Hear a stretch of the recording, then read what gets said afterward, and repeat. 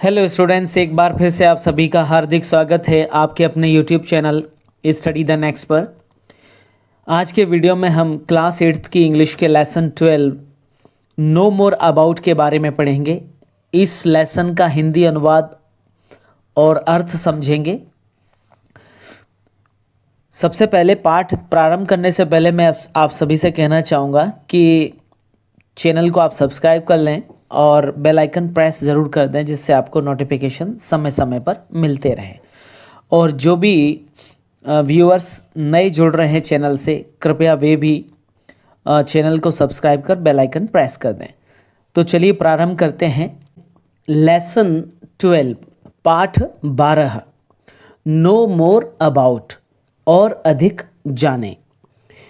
ये पाठ बच्चों आदिवासी जो लोग रहते हैं उनके जीवन शैली पर आधारित है कि वे किस प्रकार से अपना जीवन यापन करते हैं और उनका रहन सहन कैसा है, वे गांव में किस प्रकार के घरों में रहते हैं। ये सभी बातें हम इस पाठ के अंतर्गत पढ़ने जा रहे हैं। तो चलिए सबसे पहले इस पाठ के जो दो प्रश्न हैं उनके बारे में बात कर लेते हैं। Have you ever been to any tribal village? क्या आपने कभी किसी आदिवासी गांव को देखा है या आप कभी किसी आदिवासी गांव में घूमने गए हो?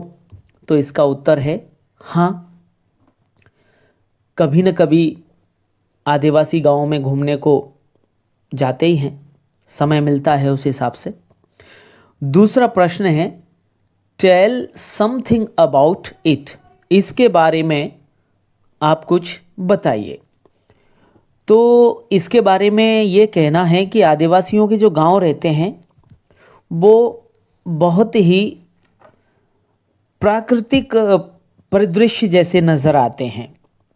वहाँ के लोग जंगलों में रहने वाले लोग होते हैं और शिकार को काफ़ी पसंद करते हैं।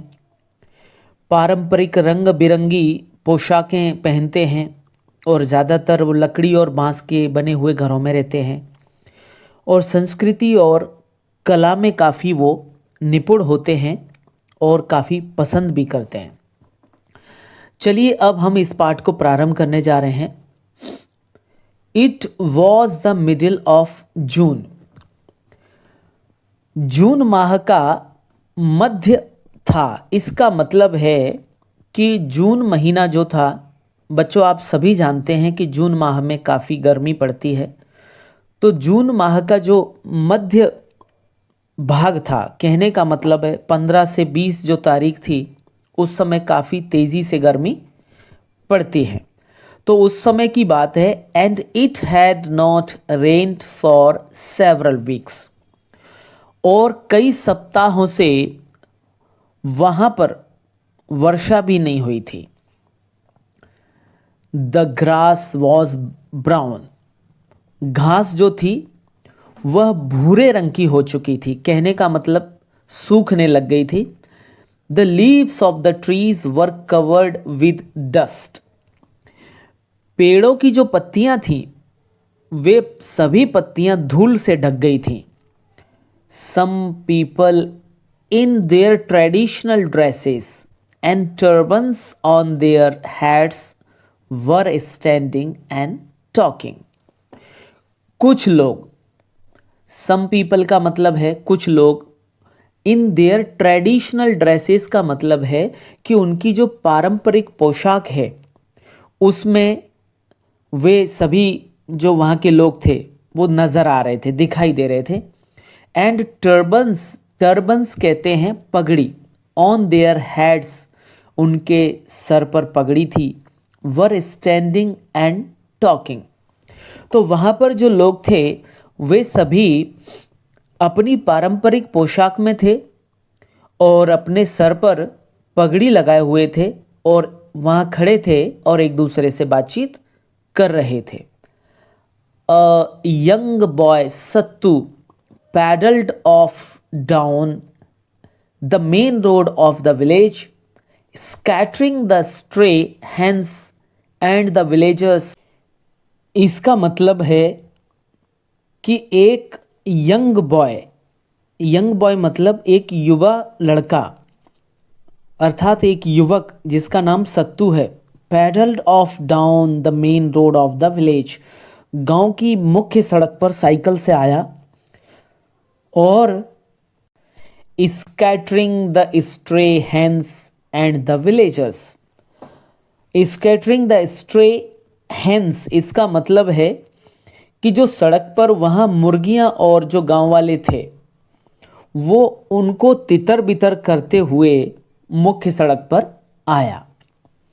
Just then a visitor came here, तभी वहाँ पर एक आगंतुक आ गया। आगंतुक मतलब एक अतिथि स्वरूप एक व्यक्ति आ गया। चलिए अब हम देखते हैं इस चित्र को। तो इस चित्र में आप देख रहे होंगे कि ये महिलाएं बैठी हैं, कुछ ये एक पुरुष है, कुछ व्यक्ति काम कर रहे हैं और ये इनके घर बने हुए हैं। तो इस प्रकार से ये इनकी जीवन शैली रहती है। चलिए हम आगे पढ़ते हैं। विजिटर, विजिटर कहता है hey will you please help me, अरे सुनो क्या तुम मेरी सहायता करोगे, क्या आप मेरी सहायता करोगे। सत्तू कहता है वाई नॉट, क्यों नहीं। What type of help do you want, लेकिन आप किस प्रकार की सहायता चाहते हैं, अर्थात आपको मुझसे किस प्रकार की सहायता चाहिए। विजिटर कहता है, आगंतुक कहता है could you please tell me the name of this village, क्या आप मुझे इस गांव का नाम बता सकते हैं। As well as your name, और साथ ही साथ आपका नाम भी। कहने का मतलब है आप मुझे अपने नाम के साथ साथ इस गांव का नाम बता सकते हैं क्या। सत्तू कहता है the name of my village is Khatli, मेरे गांव का नाम खतली है। एंड माइन इज सत्तू, और मेरा जो नाम है वह सत्तू है।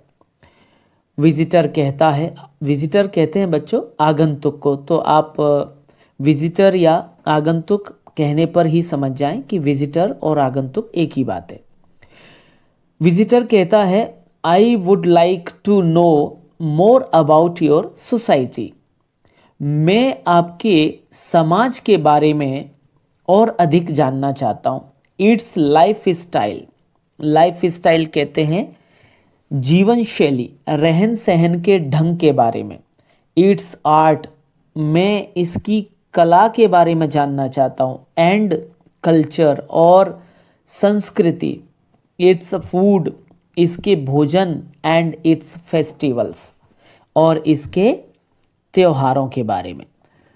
तो आगंतुक कहता है कि मैं आपके समाज, उसके रहन सहन, कला और सभ्यता, भोजन और यहाँ के त्योहारों के बारे में और अधिक जानना चाहता हूँ। ये यहाँ पर नो मोर जो शब्द है इसका मतलब है और अधिक जानना चाहता हूँ। सत्तू कहता है I belong to the Bhil tribe, Sattu कहता है मैं भील जनजाति से संबंध रखता हूं। My uncle is a guruji in our village school, मेरे अंकल इस गांव के स्कूल में गुरुजी हैं। And he can tell you more about our life style, art, festivals etc। मेरे चाचा हमारे गांव के विद्यालय में गुरुजी हैं और वे हमारे रहन सहन, कला और त्योहारों के बारे में अधिक जानकारी आपको प्रदान कर सकते हैं, बता सकते हैं। विजिटर कहता है, आगंतुक कहता है दैट्स फाइन, ये तो बहुत अच्छी बात है, चलो अच्छा है। I will be delighted to meet him, मैं उनसे मिलकर के बहुत ही प्रसन्न होऊंगा, उनसे मिलकर के मुझे बहुत प्रसन्नता होगी। लेट्स गो, तो आओ चलते हैं। Sattu takes him to his uncle. सत्तू उन्हें अपने चाचा के पास ले जाता है। नेक्स्ट पेज पर आते हैं बच्चों। नेक्स्ट पेज पर पढ़ते हैं हम।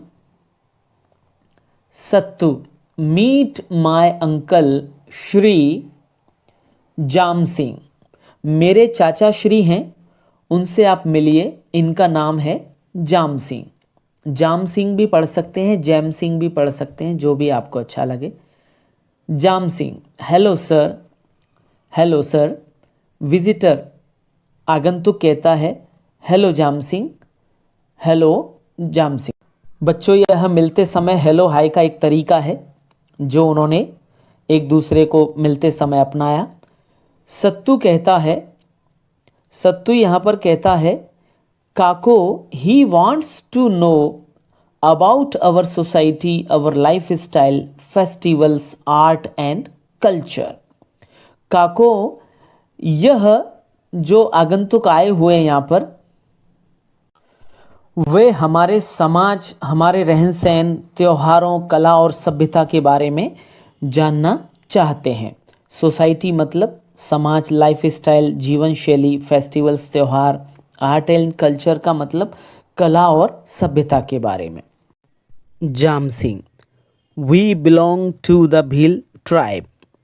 जाम सिंह बताते हैं कि हम भील ट्राइब से संबंध रखते हैं। भील ट्राइब अर्थात हम भील जनजाति से संबंध रखते हैं, अर्थात हम भील जनजाति के हैं। It is believed that the word Bhil is derived from the Dravidian word for bow. It is believed, ऐसा विश्वास किया जाता है या ऐसा माना जाता है कि द वर्ड, जो शब्द है भील, इस भील शब्द की उत्पत्ति, ड्राइव्ड मतलब उत्पत्ति है, किससे है? द्रविडियन वर्ड, द्रविड़ शब्द बो से इसकी उत्पत्ति है। मतलब ऐसा माना जाता है कि इस भील शब्द की जो उत्पत्ति है वो द्रविड़ शब्द बो से हुई है। अब बो बच्चों कहते हैं धनुष को, और ये BOW बो मीन्स धनुष। तो आप अच्छे से जानते हैं कि जो आदिवासी लोग रहते हैं तो धनुष उनकी विशेष पहचान है। आगे चलते हैं। तो ये ब्रैकेट में इसको लिख रहा है कि तमिल एंड कन्नड़, और डैश करके लिख रहा है बिल। इसका मतलब है कि तमिल और कन्नड़ में इस बो को बिल कहा जाता है। मतलब धनुष को तमिल और कन्नड़ में बिल कहते हैं, और जिसका which is our characteristic weapon, तो जिसका हमारे लिए जो पहचान जो है, हमारे लिए जो शस्त्र पहचान है धनुष, तो वह शस्त्र हमारा विशिष्ट शस्त्र है। यानी धनुष हमारे लिए विशेष पहचान के रूप में हमारा शस्त्र है। विजिटर, आगंतुक कहता है do we find Bhils in other parts of India also. क्या भील जनजाति भारत के अन्य भागों में पाई जाती है? जाम सिंह कहते हैं यस, हाँ, besides Madhya Pradesh we are also found in Gujarat, Rajasthan and Maharashtra. Jam Singh कहते हैं कि हाँ, मध्य प्रदेश के अलावा हम गुजरात, राजस्थान और महाराष्ट्र में भी पाए जाते हैं, और हमारी जनजातियां वहां पर भी निवास करती हैं। But the maximum Bhil population is in MP। लेकिन जो सबसे ज़्यादा भील जनसंख्या है वह मध्य प्रदेश में है। मेनली इन डिस्ट्रिक्ट, और ज़्यादातर कौन से ज़िलों में है? झाबुआ ज़िला, धार, खरगोन, बड़वानी, रतलाम। और ये वो मुख्य ज़िले हैं जिनमें सबसे ज़्यादा भील जनजाति पाई जाती है। Jam Singh and the visitor go around village Jamsingh and visitor go round the village and stop in front of a house. Jamsingh या जामसिंग और आगंतुक दोनों ही गांव का चक्कर लगाते हैं और एक घर के आगे जाकर के वे दोनों रुक जाते हैं। चलिए बच्चों, अगले पेज पर आते हैं हम। यहाँ पर ये एक घर है जिस पर कुछ डिज़ाइंस बने हुए हैं। ये डिज़ाइंस भील जनजाति के जो लोग हैं उनके द्वारा बनाए गए हैं। बहुत ही सुंदर चित्रण है इस घर के ऊपर। इसकी दीवारों पर जो चित्र बने हैं बहुत ही सुंदर दिख रहे हैं। तो चलिए हम वापस पढ़ना प्रारंभ करते हैं। विजिटर, आगंतुक, वॉट अ ब्यूटीफुल हाउस, कितना सुंदर घर है। Tell me something about your houses, मुझे अपने घरों के बारे में कुछ और भी बताइए। जैमसिंग ने कहा, वी लव फॉरेस्ट, हम जंगलों को प्यार करते हैं, जंगलों को प्रेम करते हैं। And therefore settle near forest, और इसीलिए हम जंगलों के आसपास बसते हैं। We get several types of forest products, wood and bamboo to build our houses, हम विभिन्न प्रकार के जंगली उत्पाद प्राप्त करते हैं। कहाँ से? जंगलों से। वुड, लकड़ी प्राप्त करते हैं। एंड बैम्बू, और बांस प्राप्त करते हैं। किसके लिए? अपने घरों को बनाने के लिए। इसीलिए हम ज़्यादातर जंगलों के आसपास ही बसते हैं। Our houses are mainly made up of wood, bamboo and with tiled roofs, हमारे जो घर हैं वो घर ज़्यादातर मुख्यतः किससे बने हैं? लकड़ी से बने हैं, बांस से बने हैं। और टाइल्ड रूफ्स कहते हैं ये खपरेल को। खपरेल मतलब ये बच्चों, ये टाइल जैसे कुछ मिट्टी के बने हुए खप्पर होते हैं, इनसे बनी हुई जो छतें हैं इनको कहते हैं हम खपरेल, और इसको इंग्लिश में कहते हैं टाइल्ड रूफ्स। तो हमारे जो घर हैं वो बांस से, लकड़ी से और टाइल्ड रूफ्स मतलब टाइल नुमा आकृति के जो खप्पर हैं उनसे बने हुए हमारे घरों की छतें हैं। द बैम्बू वॉल्स मतलब बांस की जो दीवारें बांस से बनी ही और plastered with mud and cow dung, तो वो दीवारें जो बनी हैं उन पर प्लास्टर है किस चीज़ का? कीचड़ और गोबर का। गोबर और कीचड़, और या कीचड़ कह सकते हैं, मिट्टी कह सकते हैं, या गारा। कीचड़ की जगह पर यहाँ गारा कहेंगे। मिट्टी और गारे से बनी हुई हमारे घरों की जो बांस की दीवार हैं वो प्लास्टर्ड हैं गोबर और मिट्टी से। The walls are decorated with Pithora painting, और जो दीवारें हैं उन पर पिथोरा चित्रकला बनी हुई है, अर्थात दीवारें पिथोरा चित्रकला से डेकोरेटेड हैं। डेकोरेटेड मतलब सुसज्जित हैं। पिथोरा पेंटिंग मतलब पिथोरा चित्रकला से।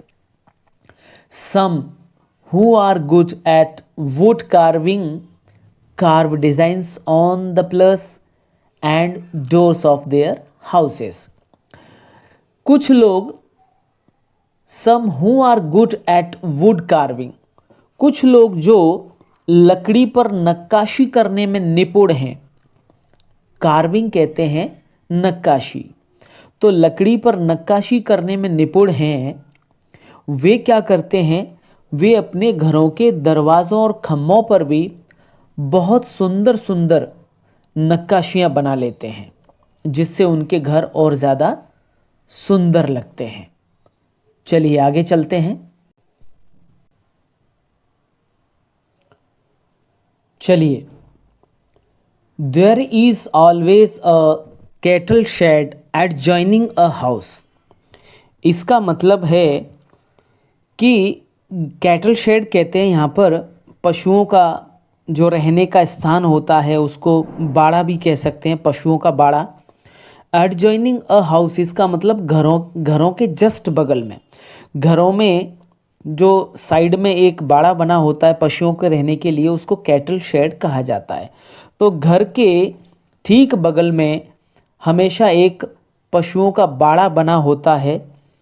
सम पीपल कंस्ट्रक्ट पक्का एंड सेमी पक्का हाउसेस आल्सो, कुछ लोग कंस्ट्रक्ट कहते हैं, निर्माण करते हैं पक्का, कुछ लोग पक्का मकान बनाते हैं, एंड कुछ लोग सेमी पक्का मतलब कच्चा पक्का, आधा पक्का मकान और आधा कच्चा, इस प्रकार के ये घर बनाते हैं। तो यहाँ तक हमारा ये हिंदी अनुवाद पूरा हो गया। अगला देखते हैं। विजिटर, आगंतुक। Will you please tell me, क्या आप मुझे बताएंगे, which other tribal people live in Madhya Pradesh, क्या आप मुझे बता सकेंगे कि मध्य प्रदेश में अन्य कौन कौन सी जनजातियां निवास करती हैं। Jam Singh, other tribes which live in Madhya Pradesh are Gonds, Korkus, Baigas, Bhariyas etc. तो जाम सिंह कहता है अन्य जनजातियां जो मध्य प्रदेश में रहती हैं वो हैं गोंड, कोरकू, बैगा और भारिया, ये जनजातियां मध्य प्रदेश में निवास करती हैं। विजिटर, आगंतुक। I have heard about Gundni, Bundni and Chinha, इसको हम गुदानी भी पढ़ सकते हैं, बुंदानी भी पढ़ सकते हैं और इसको चीन्हा पढ़ेंगे। तो आगंतुक कहता है कि मैंने गुदानी, बुंदानी और चीन्हा के बारे में सुना है। वॉट आर दे, ये क्या हैं। तो जाम सिंह ने कहा these are art forms of Korkus and Gonds, तो ये जो कॉर्कूस और गौंड जनजातियां हैं उनकी कला के प्रकार हैं। Korkus decorate their doors by Gudni या Gudani and their walls by Bundani and Chinha is a colourful wall painting of the Gonds. तो कॉर्कूस क्या करते हैं, अपने दरवाज़ों को गुंदानी से और दीवारों को बुंदानी से सजाते हैं, और चीन्हा गोंड जाति की एक रंग बिरंगी भित्ति चित्रकला है, मतलब दीवार पर बनाई जाने वाली चित्रकला है। कहने का मतलब है कि कॉर्कूस जो लोग हैं वे अपने दरवाज़ों को गुदानी, एक उनकी जो कला है, चित्रकला है, उससे सजाते हैं, और अपनी दीवारों को बुंदानी जो चित्रकला है उससे सजाते हैं। एंड चीन्हा, और चीन्हा जो चित्रकला है यह जो कला है वह क्या है कि गौंड जनजाति के जो लोग हैं उनके दीवारों पर बनाई गई चित्रों की कलरफुल जो डिज़ाइन है उसको चीन्हा कहा गया है। तो इस प्रकार आपका ये यहाँ तक का हिंदी अनुवाद पूरा हुआ। अब हम आगे बढ़ते हैं। Visitor, nowadays these art forms are getting recognition at the international level also। recognition जो शब्द है इसका मतलब है पहचान। तो आजकल ये जो कलाएं हैं और इनके जो प्रकार हैं वे अंतर्राष्ट्रीय स्तर पर, अंतर्राष्ट्रीय लेवल पर अपनी पहचान बनाते जा रहे हैं। I think Pema Fatya and Ram Singh Urveti also belong to your society. मेरा मानना है कि पेमा फात्या और राम सिंह उर्वेती या राम सिंह उर्वेटी ये भी आपकी सोसाइटी से बिलोंग करते हैं, अर्थात आपकी सोसाइटी से संबंध रखते हैं। जाम सिंह, पेमा फात्या, जाम सिंह बता रहे हैं कि Pema Fatya is a Bhil artist. Pema Fatya जो कलाकार हैं वह भील कलाकार हैं, but Ram Singh Urveti is a Gond artist. तो यहाँ पर एक अंतर स्पष्ट है बच्चों, ये कि पेमा फात्या भील कलाकार है और राम सिंह उर्वेती जो हैं वे एक गौंड आर्टिस्ट है।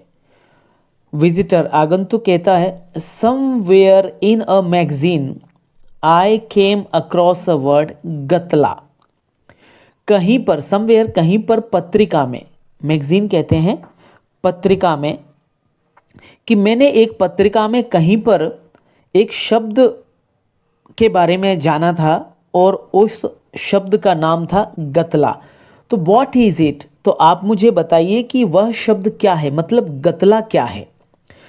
जाम सिंह ने कहा actually it is a memory pillar which is stone carved and oil painted. Actually वास्तव में जो गतला जो शब्द है वह मेमोरी पिलर है, मतलब स्मृति स्तंभ है, विच इज स्टोन कार्व्ड, और जिस पर कि पत्थर की नक्काशी है, एंड ऑयल पेंटेड, और यह तेल से रंगा हुआ है या पुता हुआ है। ऑयल पेंटेड है मतलब उस पर तेल से पुताई की हुई है। तो ये जैम सिंह ने उसके बारे में बताया कि गतला एक स्मृति स्तंभ है और इस पर पत्थर की नक्काशी है और यह ऑयल पेंटेड भी है। It is erected by the Bheels in the memory of a family member who has met with an unnatural death। यह जो स्मृति स्तंभ है इसको स्थापित किया जाता है। इरेक्टेड का मतलब है स्थापित किया जाता है बाय द भील्स, किसके द्वारा, भील जनजाति के लोगों के द्वारा, in the memory of family member, जो उनके परिवार के सदस्य हैं, उनके परिवार के उस सदस्य की स्मृति में इसको स्थापित किया जाता है। Who has met an unnatural death, जिसकी अचानक आकस्मिक मृत्यु हो जाती है, उस परिवार के उस सदस्य की स्मृति में इसको स्तंभ को स्थापित किया जाता है। विजिटर आगंतुक कहते हैं tell me something about your dresses, मुझे आपके कपड़ों अथवा पहनावे के बारे में कुछ और बताइए। जाम सिंह ने कहा ओह यस, हाँ बिल्कुल। The men wear dhoti bandi and coloured turban, जो पुरुष रहते हैं वे धोती बंडी और रंगीन पगड़ी पहनते हैं। कलर्ड टर्बन मतलब रंगीन पगड़ी। And the females wear colourful ghaghra, और जो महिलाएं रहती हैं वे रंगीन घाघरा पहनती हैं। विद पोलका जिसको ब्लाउज कह सकते हैं अपन, एंड पोलका, और एक और चीज़ क्या है, कांचली, इसको कांचली कहते हैं। तो ये बच्चों उनकी पोशाक रहती है कि महिलाएं रंगीन घाघरे के साथ में पोलका और कांचली पहनती हैं और पुरुष जो है धोती बंडी और रंगीन पगड़ी पहनते हैं।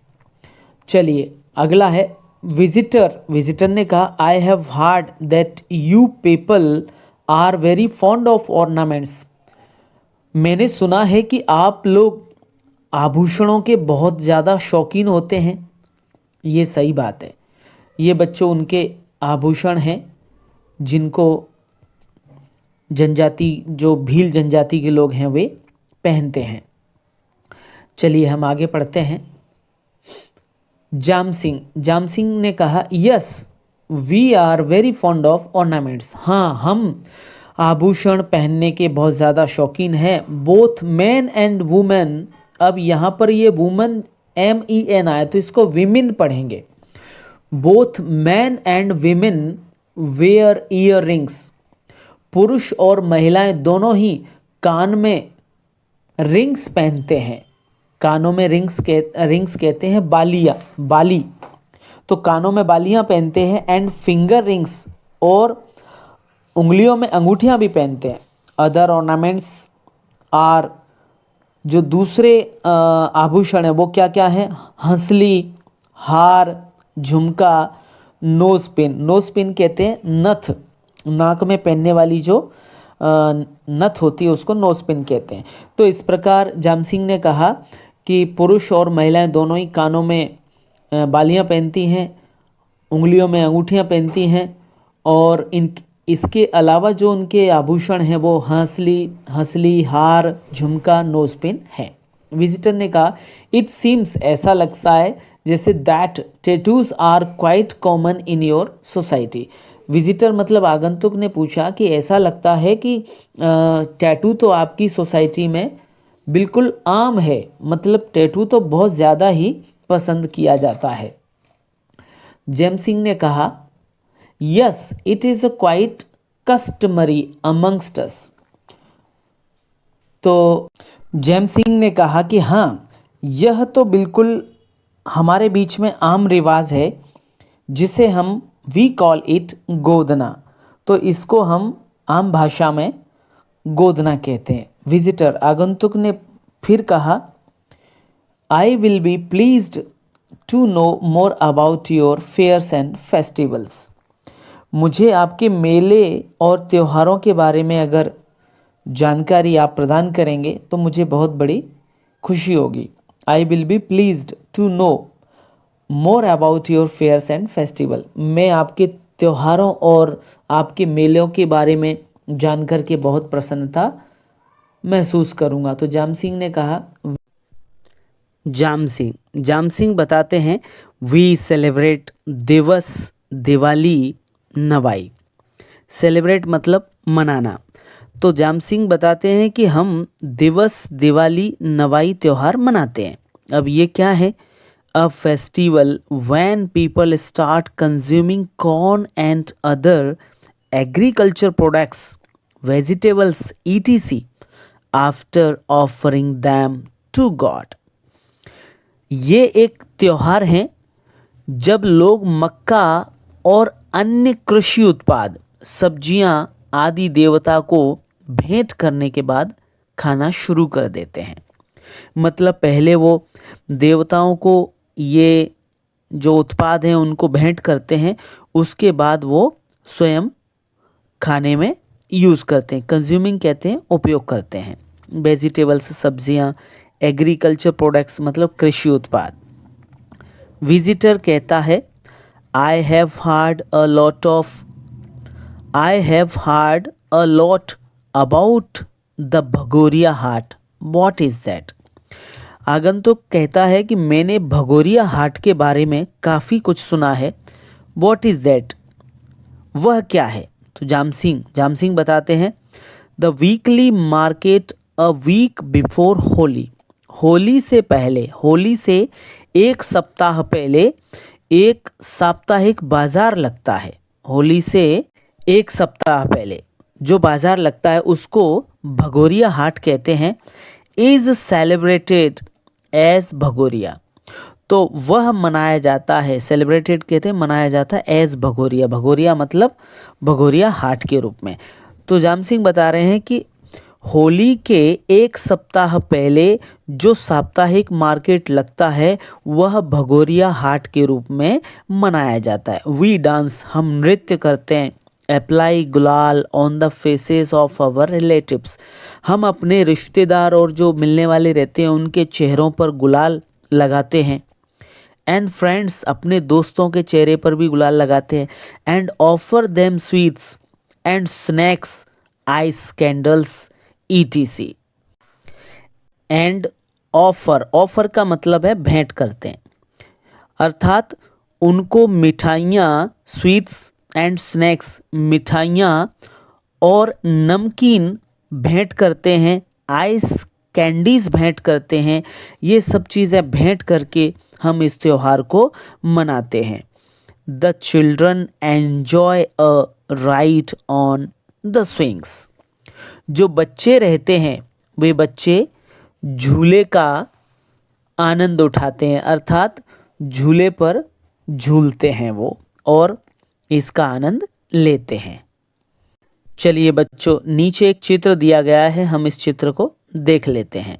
ये चित्र है और इस चित्र में ये पूरा जो चित्र है इसमें भगोरिया जो हाट है उसका लगभग वर्णन है। ये झूले हैं, ये सभी नृत्य कर रहे हैं और इस प्रकार ये भगोरिया हाट का चित्र आपके समक्ष दिख रहा है। चलिए आगे पढ़ते हैं। विजिटर कहता है, आगंतुक कहता है, Teejan Bai is a famous tribal singer of Pandavani music. Famous tribal singer कहते हैं प्रसिद्ध आदिवासी गायिका। पांडवानी म्यूजिक का अर्थ है पांडवानी संगीत। तो आगंतुक ने कहा कि तीजन बाई पांडवानी संगीत की प्रसिद्ध आदिवासी गायिका हैं। फिर एक और प्रश्न पूछा, कौन सा? Which dance forms are popular among Bhils. Bhil जनजाति में कौन कौन से ऐसे लोक नृत्य हैं वो प्रसिद्ध हैं? जाम सिंह ने कहा, Solo is a famous dance of Bhils. Solo भीलों का प्रसिद्ध नृत्य है। फेमस डांस मतलब प्रसिद्ध नृत्य। Other dance forms which are popular among the Bhils are Lahri, Pali, Dandawadi, Ghodo, Dang solo and चालावाड़ी।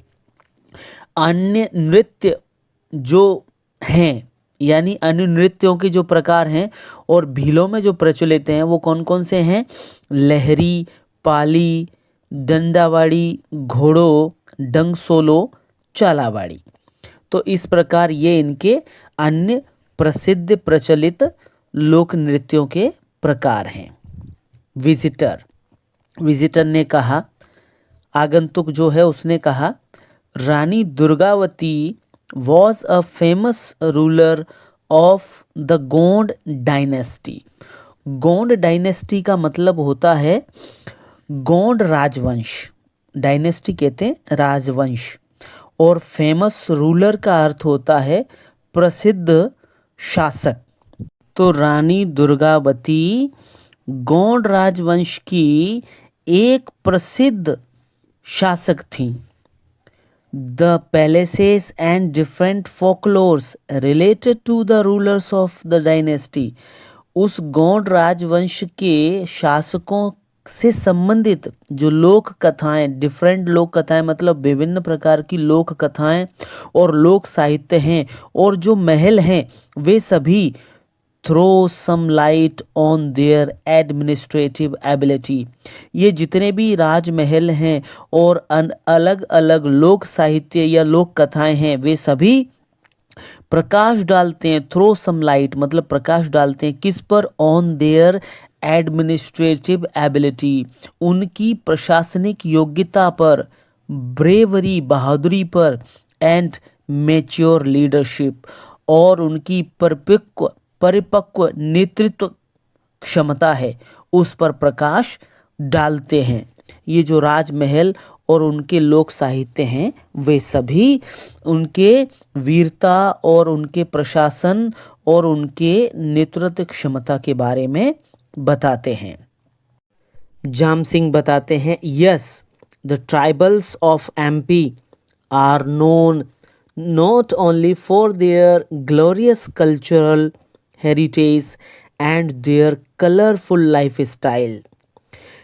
जाम सिंह कहते हैं कि हाँ, मध्य प्रदेश की जनजातियाँ न केवल उनके ग्लोरियस कल्चरल हेरिटेज, इसको कहते हैं यशस्वी सांस्कृतिक विरासत के लिए जानी जाती हैं और कलरफुल लाइफ स्टाइल और उनके देयर मीन्स उनके और उनके विविधतापूर्ण रंग बिरंगे जीवन शैली के लिए जानी जाती हैं। अपितु for their administrative system with in their societies. अपितु अपने सामाजिक प्रशासनिक व्यवस्था के लिए भी जानी जाती हैं। कहने का मतलब है कि जो मध्य प्रदेश की ट्राइबल्स हैं अर्थात मध्य प्रदेश की जो जनजातियां हैं वे अपने यशस्वी सांस्कृतिक विरासत और अपने रंग बिरंगे जीवन शैली के लिए भी जानी जाती हैं और उनके जो प्रशासनिक जो व्यवस्था है उसके लिए भी, अपने समाज में जो उन्होंने प्रशासनिक व्यवस्था बना रखी है उसके लिए भी जानी जाती हैं। Now I have to go because my nephew who had gone to exhibit his paintings in UK। UK कहते हैं यूनाइटेड किंगडम अर्थात ब्रिटेन को। तो जो जाम सिंह हैं वो कहते हैं कि अब मुझे now I have to go, अब मुझे जाना होगा या अब मुझे जाना है बिकॉज क्योंकि माई नेफ्यू मेरा जो भतीजा है who had gone to exhibit his paintings in UK, जो कि ब्रिटेन में अपनी चित्र कलाकृतियों को प्रदर्शित करने के लिए गया था। उसने जो पेंटिंग्स बनाए होंगे या जो पेंटिंग्स थे उनको वह यूके में प्रदर्शन में लेकर के गया था।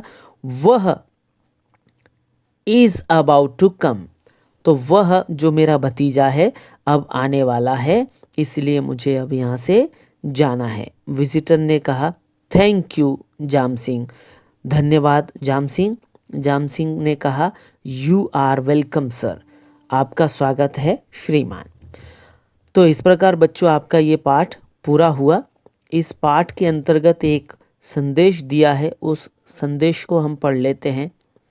No culture can live if it attempts to be exclusive. इसका मतलब है कि कोई भी संस्कृति जीवित नहीं रह सकती है यदि वह असामाजिक होने का प्रयास करती है।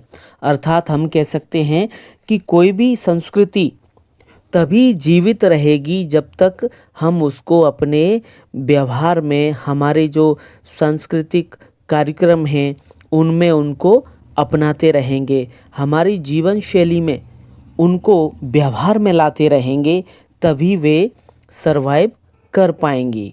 तो कहने का आशय यह है कि हमें अपनी विरासतों को और अपनी परंपराओं को स्वयं से जोड़े रखना चाहिए और जब भी अवसर मिले तो हमें अपनी परंपराओं और रीति रिवाजों में रह कर के ही हमें अपने कार्यक्रम या जो समारोह हैं उनको संपन्न करना चाहिए, जिससे वे हमारी जो विरासतें हैं, संस्कृति हैं और परंपराएं हैं, रीति रिवाज हैं, वे सभी जीवित बने रहें। तो बच्चों इस प्रकार आपका ये पाठ पूर्ण हुआ। अगले लेसन में फिर मिलते हैं और इस पाठ के बारे में ज़रूर बताएं आपको कैसा लगा। वीडियो लाइक शेयर ज़रूर करें, चैनल को भी सब्सक्राइब कर लें, साथ ही साथ बेल आइकन प्रेस कर दें। नेक्स्ट लेसन में फिर मिलते हैं, तब तक के लिए धन्यवाद।